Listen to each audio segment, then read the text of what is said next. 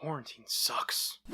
What's going on, everybody, and welcome back to a brand new episode on my channel. As always, I'm Jay, and today, guys, I'm just doing a quick video for this whole isolation quarantine thing. It's about week 2. It sucks ass. Obviously, this is no laughing matter. This is something that we have to do, but I just have to be frank about some things that I'm seeing and noticing as a result of this.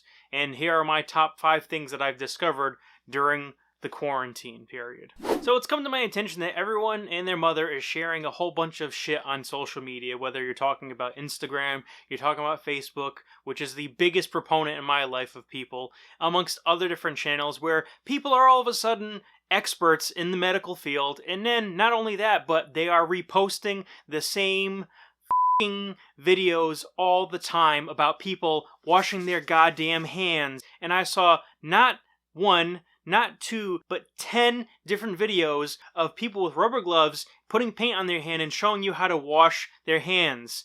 If you haven't learned how to wash your hands since kindergarten, 1st grade or so, then you might as well just stop and give up at life. And that brings me to my next freaking point. Toilet paper is worth more than gold. Oh my god, guys, what a time to be alive. That's right, folks. Amongst the many different necessities of life, apparently toilet paper is the shit that people like to get. And oh my god, we're worried about wiping our asses.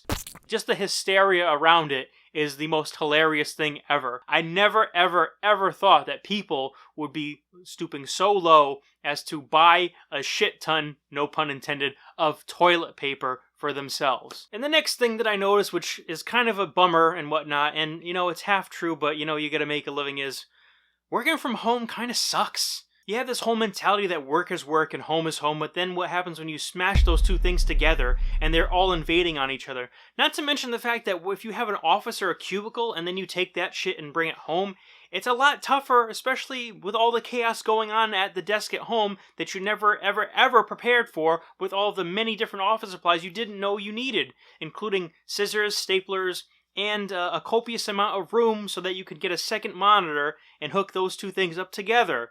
But I digress. And probably the biggest bummer is you can't see any of your loved ones. You can't go and see them unless you're living with them, which in that case, you know, you might want to work on that. But you can't go out, you can't go to a bar, you can't go to the movies, you can't have a bite to eat with a friend. All that shit is out the window.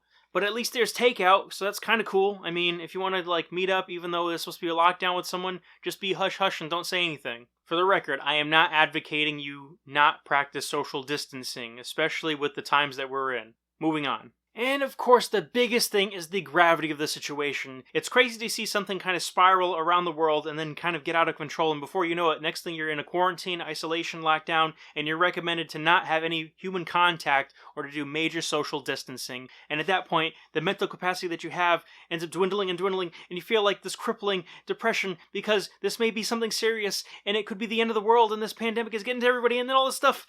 But then it overwhelms you. And then you realize you just need to take a step back, breathe, and just relax. As long as we follow everything, we'll be good, we'll be okay. Listen to the experts. And as much as we like to joke about this, this is serious for some people who have immune disorders, immune deficiencies, and especially elderly and really, really young people. Please, be kind, be courteous, and above all, you know, treat others how you want to be treated. Well, anyway, guys, those are the 5 things that I have come to realize during this whole pandemic issue. Again, stay safe. Thank you so much for tuning in. And until next time, guys, I'm Jay. So take care. Bye.